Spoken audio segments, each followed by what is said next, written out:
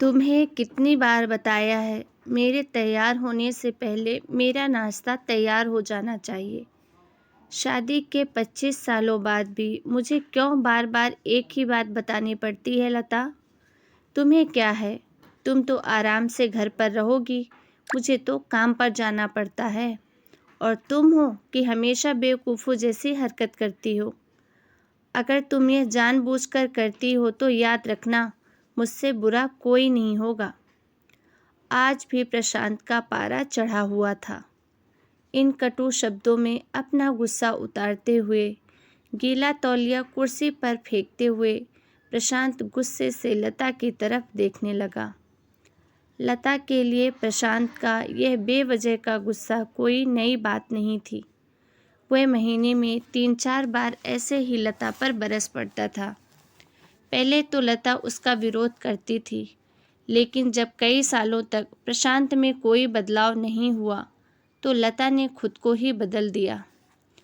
अब प्रशांत के कुछ भी कहने से लता को कोई फर्क नहीं पड़ता था।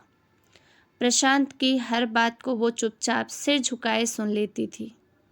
शादी के पहले 5 साल तक लता ने पूरी कोशिश की कि प्रशांत को बदला जाए, लेकिन फालतू का गुस्सा करना और बाद में लता को भला बुरा कहना मानो जैसे उसकी आदत ही बन गई थी। कोई भी वाद विवाद होता तो प्रशांत सीधा लता को बोलता, अगर मैं तुम्हें अच्छा नहीं लगता तो क्यों नहीं चली जाती अपने मायके, क्यों रहती हो मेरे साथ। इतना सब कुछ होने के बावजूद लता प्रशांत के साथ ही रहती थी, क्योंकि उसे अपनी बेटी की फिक्र थी। और वह जाती भी तो कहाँ। अपने बूढ़े हो चुके माँ बाप को इस उम्र में परेशान करना वह नहीं चाहती थी। समाज और लोग क्या कहेंगे, यह भी तो उसे ही देखना था ना। और वह इतनी पढ़ी लिखी भी तो नहीं थी कि खुद जाकर कोई नौकरी कर ले और अपना और अपनी बेटी का पालन पोषण कर सके। लता को अब अपनी फिक्र नहीं थी। उसको फिक्र थी तो बस अपनी शायद शादी लायक हो रही बेटी की। लता नहीं चाहती थी कि पति पत्नी के झगड़े की वजह से काव्या डिस्टर्ब हो। काव्या की पढ़ाई पूरी हो चुकी थी। उसके लिए अब शादी के रिश्ते आने लगे थे। कई रिश्तों को काव्या ठुकरा चुकी थी। 2-3 महीने बाद एक अच्छा रिश्ता आया। रिश्तेदारों और पहचान के लोगों ने भी लड़के के बहुत गुणगान किए थे। प्रशांत एक शाम अपनी बेटी के पास बैठकर उसे बताने लगा, काव्या, लड़का बहुत अच्छा है, पढ़ा लिखा है, बड़ा घर है, बहुत अच्छी नौकरी है। ऐसे रिश्ते बार बार नहीं आते, इस बार मना मत करना। काव्या अपने पिता से ज़्यादा बात नहीं करती थी। शायद डरती थी या यूँ कहें कि नफरत करती थी, लेकिन आज वो पूरी हिम्मत करके बैठी थी। मुझे अभी शादी नहीं करनी है पापा, मैं नौकरी करना चाहती हूँ और खुद अपने पैरों पर खड़े होना चाहती हूँ। हाँ, तो उसमें क्या बड़ी बात है। मैंने लड़के से बात की है, वह तुम्हें किसी बात के लिए नहीं रोकेगा। तुम शादी के बाद भी नौकरी कर सकती हो, वह तुम्हें नौकरी की परमिशन दे देगा। प्रशांत बोला, मेरा नौकरी करना या ना करना उसकी परमिशन पर क्यों डिपेंड रहेगा पापा? काव्या ने पूछा। मैं कह रहा हूँ ना, तुम्हें किसी भी चीज़ की कमी नहीं होगी वहाँ। ऐसे रिश्ते बार बार नहीं आते, उसे ठुकराओ मत, बहुत खुश रहोगी तुम वहाँ। प्रशांत बोला, पापा, क्या मैं उतनी ही खुश रहूँगी जितनी मम्मी इस घर में खुश है? काव्या ने तंज कसते हुए कहा। आज तुम्हारी जबान कुछ ज़्यादा नहीं चल रही है? प्रशांत ने गुस्से से आंखें बड़ी करते हुए बोला। पापा, मुझे शादी ही नहीं करनी, क्योंकि शादी के बाद अगर वह लड़का आपके जैसा निकला तो मैं क्या करूँगी? मुझे आपके जैसा जीवन साथी नहीं चाहिए, जो बिना बात के मुझ पर हमेशा चिल्लाए। मुझे कुछ भी अपनी पसंद का लेना हो तो 10 बार सोचना पड़े कि कहीं वह नाराज़ ना हो जाए। मेरी तबीयत कैसी भी हो उसे परवाह ना हो। रोटी थोड़ी सी मोटी बन जाए तो घर सर पर उठा ले।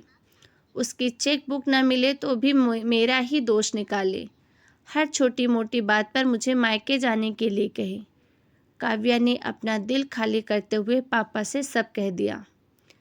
अब प्रशांत का गुस्सा 7वें आसमान पर था, लेकिन उसके मुंह से एक भी शब्द नहीं फूट रहा था। वो काव्या की बातें सुन रहा था। काव्या उतना ही बोलकर चुप नहीं हुई।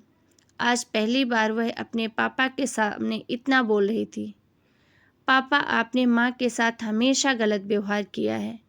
आप अपने ऑफिस का गुस्सा बिना सोचे समझे माँ पर उतार देते हैं। कभी इस बात की परवाह भी नहीं की कि उन्हें कैसा लगता होगा। आपकी बातें सुन सुनकर माँ ने अपना स्वाभिमान तक खो दिया है। प्रशांत आज पहली बार अपने किए हुए बर्तावों को महसूस कर पा रहा था। काव्या ने प्रशांत का हाथ पकड़ा और बोली, पापा, मुझे सिर्फ एक सवाल का जवाब दे दो। क्या आप चाहेंगे कि मेरा पति आपके साथ आपके जैसा हो? तो कर दीजिए मेरा रिश्ता आज ही, और ना तो मुझे आत्मनिर्भर बनने दीजिए। प्रशांत कुछ भी न बोल पाया और वहाँ से चुपचाप बाहर चला गया। आज उसे लता के सामने जाने में भी शर्म आ रही थी। चलते चलते उसकी आंखों से आंसू बह रहे थे। प्रशांत ने आज से अपने आप को बदलने का निश्चय किया।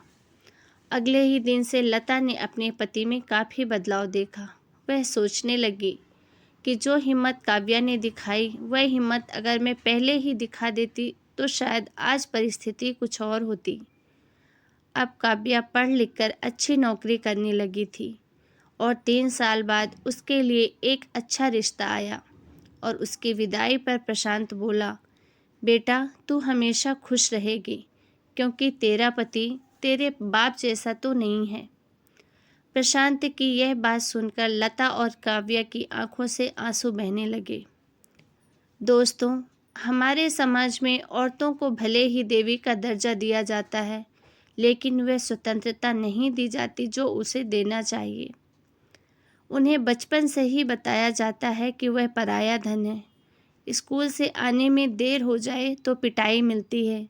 मोबाइल पर बातें करते हुए दिख जाए या खिड़की से झांकते हुए दिख जाए तो शक किया जाता है। माँ बाप का घर तुम्हारा नहीं है, पति का घर ही तुम्हारा घर है। जीवन भर यह बातें बता बता कर उन्हें ससुराल भेज दिया जाता है और एक दिन किसी छोटे मोटे झगड़े में ससुराल वालों से सुनना पड़ता है कि इस घर को छोड़ दो और अपने मायके चली जाओ।